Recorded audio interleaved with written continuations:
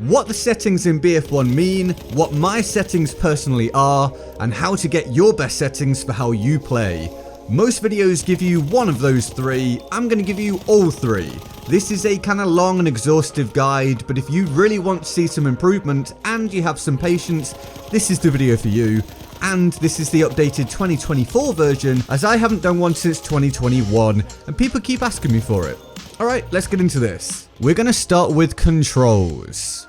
Now, anything I can do here briefly, I will do. Anything that will take a while to fully explain it, I'll take a while. We'll just work with that. Vibration. I have mine on. Most people recommend turning it off if you can. Essentially, this is on controller, obviously.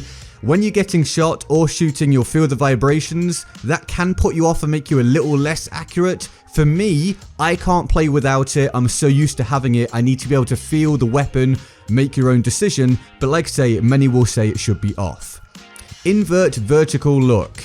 Essentially, when I put up on the stick, as in push upwards on the stick, like in the up direction towards my face, it goes up. But if you turn this on, it will go down. So it depends what you want. If you want it to go down when you press up on the stick, cool. I never understand you guys, but there's some of you out there, so more power to you.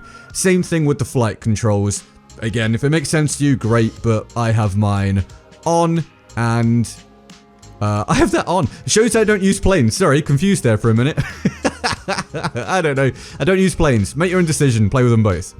Soldier stick sensitivity. I have mine at 65%. Same with my vehicle. This is how much it will move when you move the stick around. So if you go in and practice with your sticks, if it feels too slow, turn it up. If it feels too quick, turn it down. Very, very basic, very obvious. Soldier zoom sensitivity. This is when you are aiming down sight. So if you feel like you've got the right sensitivity when you're looking around and moving around normally, but when you ADS, it feels too quick, for example, you want to bring this down. If it feels too slow, you want to bring this up. Mine's at 90%. These two things there, they are separate, so you might want to tweak this and then this. It's not guaranteed that they're both going to line up perfectly, so again, do some testing. Soldier sprint, I have mine on press. If you have yours on hold, you don't have to literally hold the stick down the whole time you're sprinting. I don't recommend it. It makes it harder to be precise and it hurts your thumb after a while. Double tap forward to sprint. If you're used to playing something like, say, Minecraft, I think, on Xbox, you might want to do this. Again, I don't. I just like to press on the stick and then run. Then I can take the pressure off and it will keep running. Up to you. Horse sprint. Again, same thing. Either on press. If you want to go hold, cool. You do you. Soldier, weapon, zoom, holding it. If you're one of those people that want to just press the trigger or the bumper, depending on what you use to zoom in, as in aim down sight, and then press it again to on zoom, cool. Almost everyone's going to have it on hold. Same thing with vehicle. Steady scope, press. I want it on press here, so on this game, when you are aiming down a sniper scope, for example, there's going to be a bit of swaying around. If you then steady your aim, i.e. hold your breath it will be less wavy. That's a terrible explanation, but it will be more steady. If you have it on press, you can literally press it once and then press it again after to unsteady before your breath runs out. If you have it on hold, you've got to literally hold that down the whole time, which I think makes it harder to aim, so I don't recommend it. And then bayonet charge start, a press. Why hold if you can just press, is my opinion. If you press it once, you do the bayonet, great. If you're holding it down, you've got to keep it held down. I can't see much purpose, but up to you. Play around with it.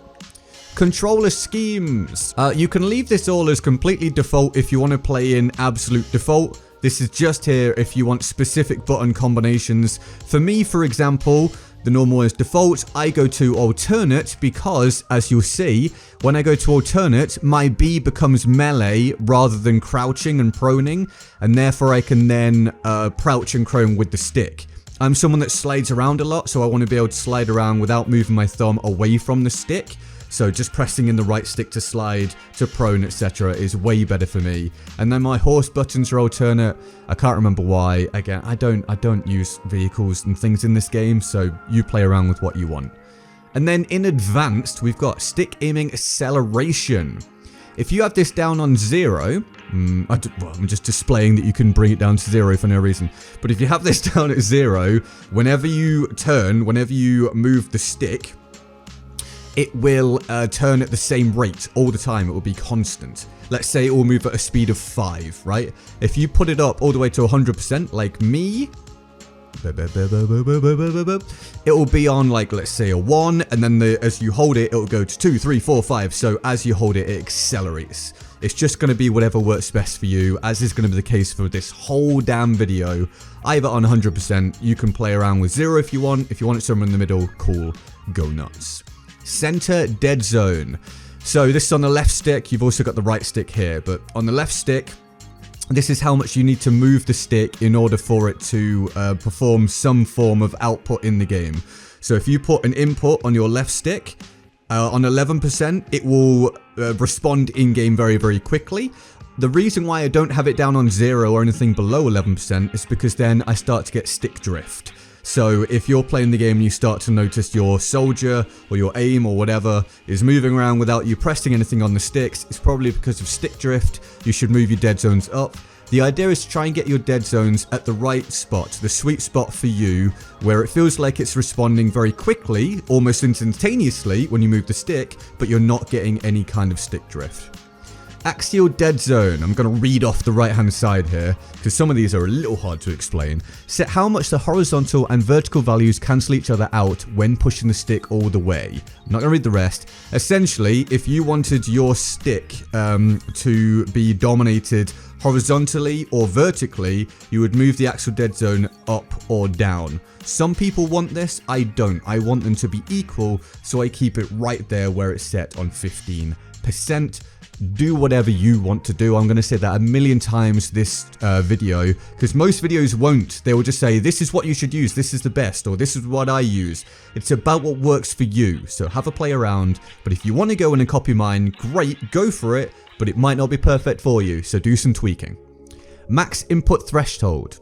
I should have brought a drink in for this, but I didn't. Set how much the stick needs to be pushed to produce max input. Lower the default value if you want lower the default value if you want to reach the max input with less physical stick movement. I have mine on just 100%. You can play around with this. If you want to reach the maximum input without moving the stick all the way to the edge of the possible area you can move it, then great. But I want each of my stick movements to be accurate. So if I move the stick 2%, I want the in-game thing to be like 2%. I want 60% to be like 60%. But yeah, if for some reason you want to move the stick halfway towards the edge of the area, and therefore that moves you at 100% turning or whatever, then cool, great, go nuts. Same thing here for the right stick, exactly as the left stick was, just for the other stick. Controller triggers, max input threshold. So, if you have this up on the maximum, you will have to pull the trigger all the way down to get the game to respond. If you have it on the lowest, like I've got here, it will produce the input as soon as the game recognizes that you're pulling the trigger.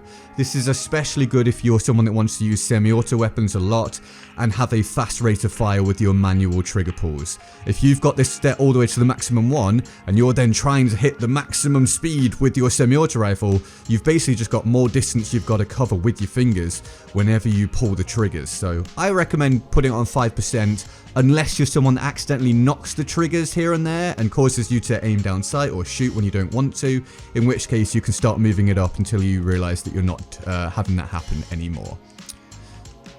I'm just going to move all the way down here and see how many of these there are. These are just all the different sensitivities for different zoom settings. So for the different scopes, so 1% standard, and then the really high power scopes at 10%, at 10 times rather. I just have these on all 100%. If you find that you can't aim properly with a certain zoom sensitivity, have a look at what their zoom sensitivity is within the game whenever you're selecting the scope, and then come into this setting here and change that specific one. So if you feel like everything works fine, but whenever you use a 3 times or whatever, it's not good anymore, come and adjust that specific one. I don't need to do that. I have these all on 100%, and there's also a setting which I use, which we'll come to very soon, which then influences this as well. Same thing here with vehicle sensitivities. God, I'm flubbing my words a lot. I will do that a lot. This video is going to be long. It is hard to speak for this amount of time. Okay, we come to the vehicle driver control here now. So there's these 2 settings to work with. Now again, I'm not much of a vehicle user. In fact, I don't use them, so I'm not an expert. but you will want to come and play with these if you're a vehicle user to see which one suits you. Essentially, it will come down to how you want the vehicle to control when then also considering the aiming, because when you're in a tank, for example, you've got the turret that you can move around and aim, but then you've also got the tank itself which you're moving around, and you might want them to be separate or you might want them to be linked. So if you come and play with these two down here, you'll eventually find what works best for you with your aiming. So for example, if you decouple aiming from turning here, you decouple the driver turret from being affected by turning the vehicle. So if you were to turn the vehicle with this off, the turret will remain where it is. If you have it on, the turret will move with the vehicle turning. So you're just gonna have to play around. Come and have a play around with these two. There's only 2 settings there, so just see what you prefer when you set them to the different options, and you'll get what works best for you. Sorry I can't go more in depth with the vehicle ones. I'm an infantry player, but I hope that helps. Same thing with vehicle passenger control here with the decoupling. Uniform soldier aiming, this is what I was referring to up here when we were up here with all of these sensitivities. So, uniform soldier aiming on. This enables the use of a procedural aim rate instead of the original preset numbers. The procedural aim rate tries to approximate constant movement in 2D screen space regardless of current field of view zoom. This helps muscle memory for aiming. Blah blah blah, a lot of words. Basically, this helps you to achieve a feeling of the guns controlling the same way when you aim regardless of the zoom you are using. So it keeps it consistent. Now I'm someone that preaches about muscle memory all the time. Some people don't, they don't believe in it or whatever. I think muscle memory is key. You do something over and over again, you get used to it, you can replicate it without thinking about it. So I have this on so that no matter what I pick up, the aiming feels similar. You can turn this off if you want and have them all feel different and do all your tweaking with all the sensitivities up here. But if you want to keep it nice and simple and your brain works the way that mine does, which it might not, but if it works like mine does, uniform soldier aiming on, leave everything as it is, and then you can change the coefficient here. So if you're using uniform soldier aiming and it just doesn't feel quite right, you can come down here and play with this, and then it will skew it. So if you have a greater value, it results in a higher sensitivity at higher zoom levels. So if you were to go up, blah, blah, blah, blah, blah, at higher zooms, it would feel quicker. So I have mine just set at 133%. It feels good to me. Oh my god, we've done the controls. Out of here we go. Gameplay. A lot of the rest of this is a lot quicker, so let's keep blasting. Trust me, I want to get this done faster than you do. Right. Show HUD. Very simple. The overlay when you're playing. So the amount of ammo you've got is on screen. Your compass is on screen. The damage you're dealing, etc. The only reason to hide this if you're doing like a challenge like I do on stream. Like and subscribe for regular streams. You'll find me here 6 days a week. But sometimes people give me challenges where we do an authentic round where you don't get a HUD, it's like you're in the real world shooting people. Or if you just want to play authentically for fun or something, cool, it's very immersive.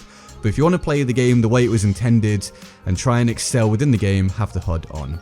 Player created content, guys, this is not important. Whether you see player created content in the game or not, if you have it shown, great. If you have it hidden, it's on the official stuff that will come up. Chat log, whether it's active when someone uses it, whether it's on the whole time, whether it's just off, very simple. Chat log size, you can understand that. Chat log visibility, you can understand that. Kill log size, 100% kill logs visibility. So this is on the top right. Is it top right in this game? Can't remember. This is when you kill people or people around you kill people. So you can see who's killed who with what gun and such like. If you bring this down, it will get smaller, obviously. If you bring this down, the opacity, I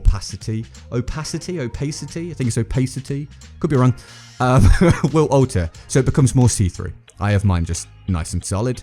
And then kill log filter. So this is when the kill feed will update. If you have it on all, every single time someone kills somebody in the lobby, it will show.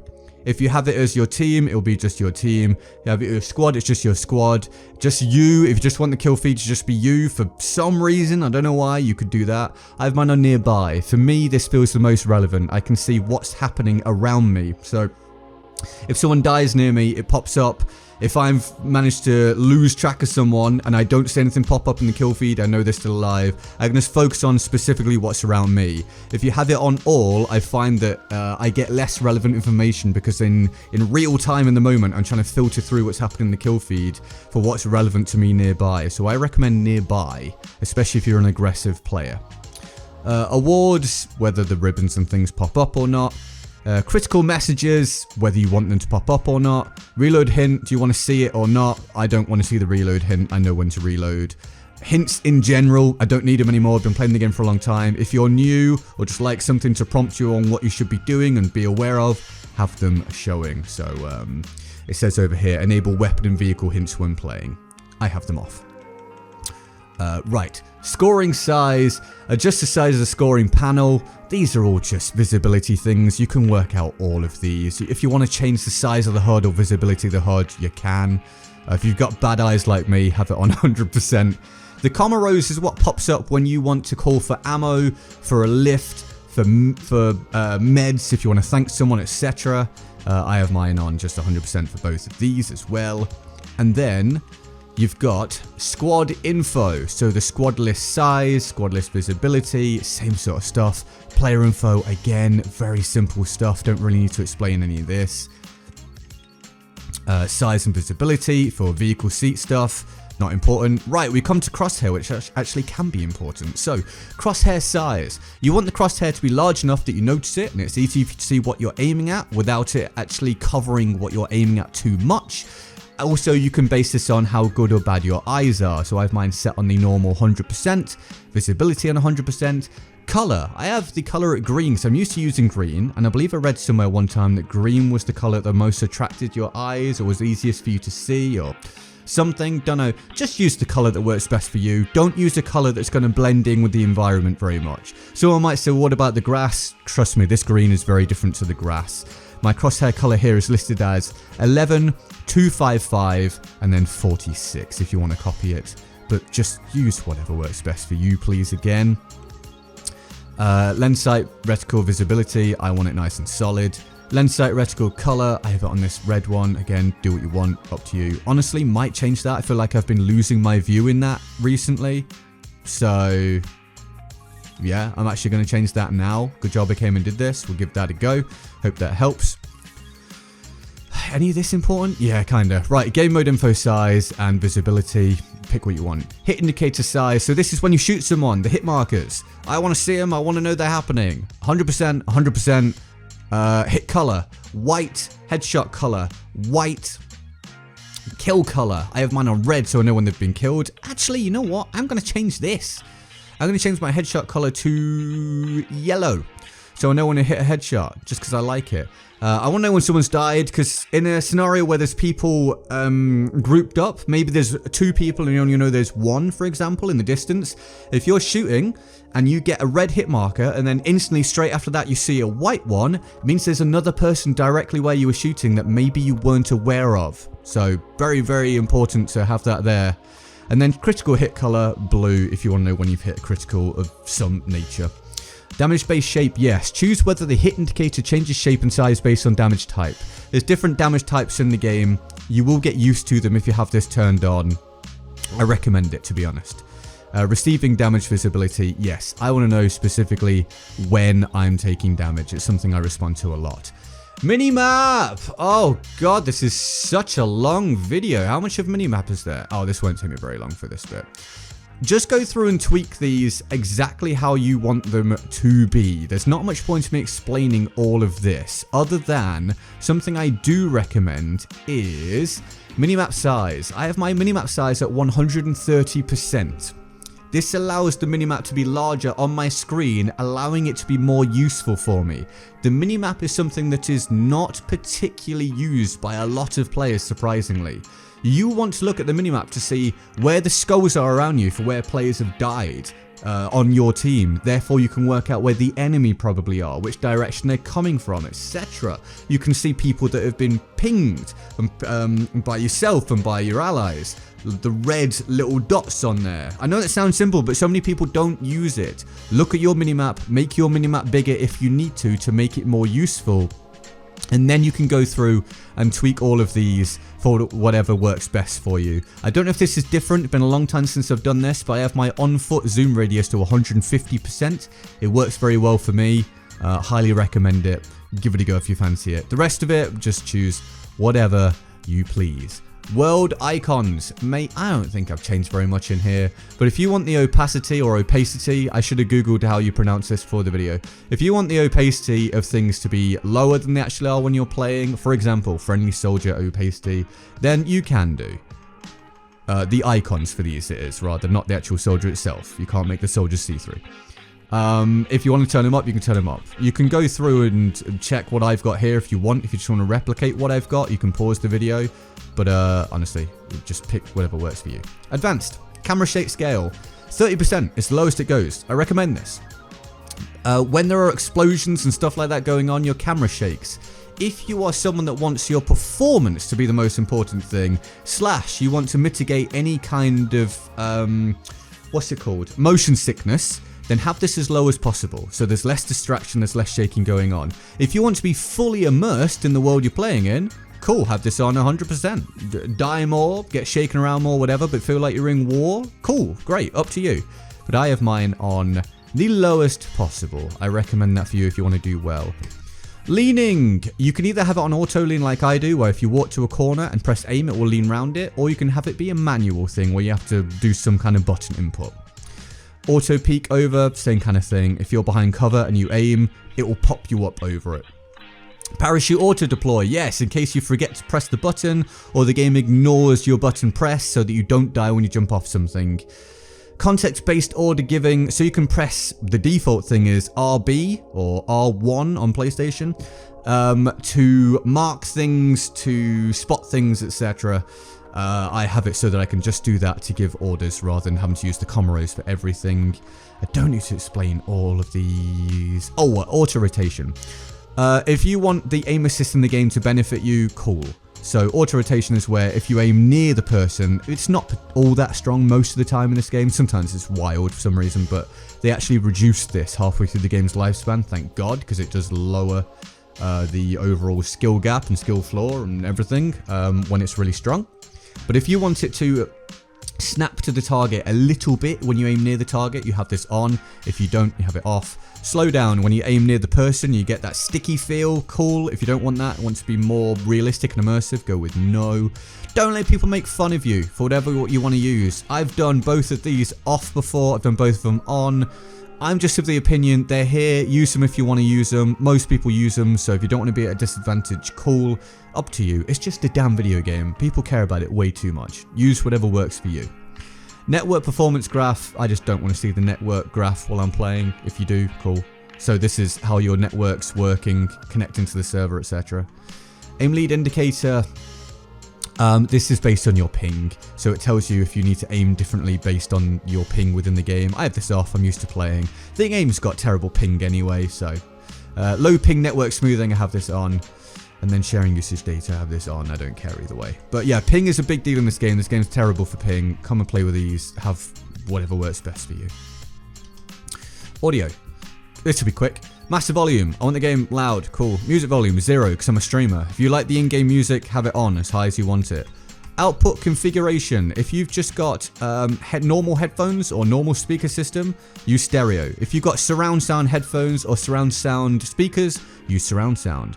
My sound preset is headphones because I use headphones. You can just switch it to whatever works best for you. Use the language that you speak. If you can't understand that, then you're on the wrong video, listening to the wrong language already. So I don't speak many other languages. En français, for example, but not very much. My team speaks my language. Off. I don't even know what this is. For multiplayer only, turn on to have all soldiers in your team speak the language selected in language. Oh, never done that. Good to know. If you want authentic, then have it off. If you want to understand what they're saying all the time, have it on. Game announcer voice, the voiceover. We are losing objective butter, for example. If you don't want to hear that, turn it off. Mine's female. You can have yours male if you want. Cool. VoIP, do you want to hear the people in the game around you? I always join an Xbox party on my own so I don't hear people and don't hear me anyway, but it's up to you, you can just turn it off from here. And then the volume of it. Subtitles off on, I have it on because I'm a streamer and people want to see the subtitles when I'm talking over story-based stuff. Video, how bright do you want the game? This depends on the monitor or TV you're using and the brightness you like. Mine's at 60%, find what works for you. Field of view, I recommend a high field of view. You want to find that sweet spot where you can see a lot of your peripheral vision, because you don't want to be shot from your peripheral vision by someone that's using a wider FOV, but I try and avoid getting that fisheye sort of thing. You know, some people use a really wide FOV and then it all gets curved and weird. I like to avoid that. So mine's at 95 and has been for a long time. I highly recommend it. Use whatever works for you. I've probably said that a million times so far. Vehicle 3D field, I don't use vehicles. Change this as you want. Same sort of thing with this, but in vehicles. ADS field of view, this one I highly recommend. This is one of the key points of this video. If you want to aim like a streamer, you know, seen all the streamers out there playing, myself, whoever, or videos, it seems like we've got very little recoil. We're not cheating, or I'm not cheating. Don't know about other people. We're not cheating, let's just say. We are just using a combination of a wide FOV and then ADS FOV on. This is where when you aim down sight, it will not zoom in as much. So it keeps the FOV wide, which makes it so that your visual recoil is lower. There are cons to this, i.e. downsides. So it might be harder for you to see. You might not connect with it for some reason. So you can choose whichever works best for you. But I do recommend putting this on and trying to practice with it, see if it works for you. Because I feel like it helps me to be a lot more accurate. So there's a top tip. Another top tip, motion blur. Bro, if you're like me and you get motion sickness, turn this all the way down. If you want motion blur for some reason, cool. A lot of games have it on as standard, but most people that understand settings, they come in here straight away in any game and put the motion blur down to 0. I don't think it's good. Weapon depth of field. I recommend having this off. So when you aim down sight of like a scope of some kind and you can still see around the edges of the scope, that's when you've got it off. If you turn it on, I think it darkens the outside. It either darkens it or changes the zoom or blurs it. I can't remember. But I recommend having it off so that you can actually see what's happening outside your scope to some degree. Because sometimes you're aiming down sight and something happens in your peripheral vision outside the scope, and if you can't see it, you won't react to it. So have it off. Please. Or don't. Your choice. Colorblind. I'm not colorblind, but if you are, then I assume you know what to do with this already. Chromatic aberration effect, film grain effect, lens distortion, sniper scope depth of field. So what I was talking about earlier on, but specifically for snipers rather than just weapons. All of this, I have it all off. If you want to play in an immersive, authentic fashion, have all of these on and have it be mega cinematic. But if you want to just play a video game as a video game and try and play well, turn them off. Screen adjust width and screen adjust height. This is just for your monitor or TV. If it's not fitting properly, you can come in here and move them up and down, as you can see.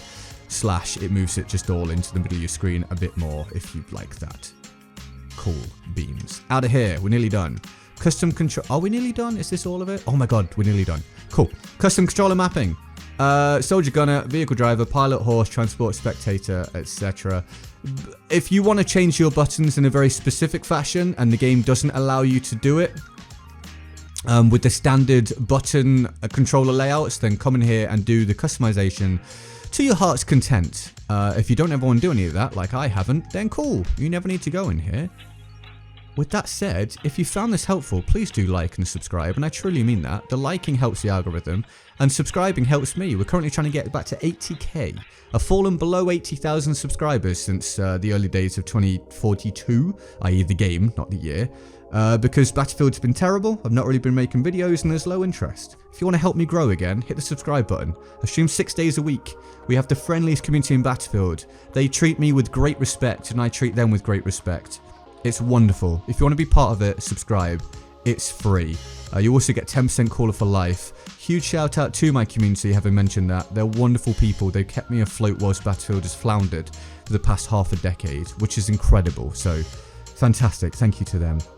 If you want to directly support these videos, you can purchase super thanks from the description, or you can use the link in the description. Sorry, you can purchase super thanks in the chat. What's it called? Comments. God, I stream too much. In the comments. Or you can become a patron over on Patreon. The link's in the description to Patreon. It only pays out to me, i.e. only charges you when I upload a video. If I don't upload a video for a month, it will not charge you for the month. It's a completely fair system, so there's no standard charge. So if you want to support these videos on Patreon, amazing. Thank you very much. There's also Discord down there, Twitter, Instagram, all that jazz, everything, merch, whatever. Have a wonderful day, and thank you for being on this video. I hope it helped you out. Leave me a comment in the chat. No, leave me a comment in the comments if you've got anything to add, anything you think I missed, anything you found helpful, anything I got wrong. Go for it. I love you very much if you're part of my community. Have a wonderful rest of your day. I'll see you soon. Bye-bye. Subscribe, you chumbly McWumbly!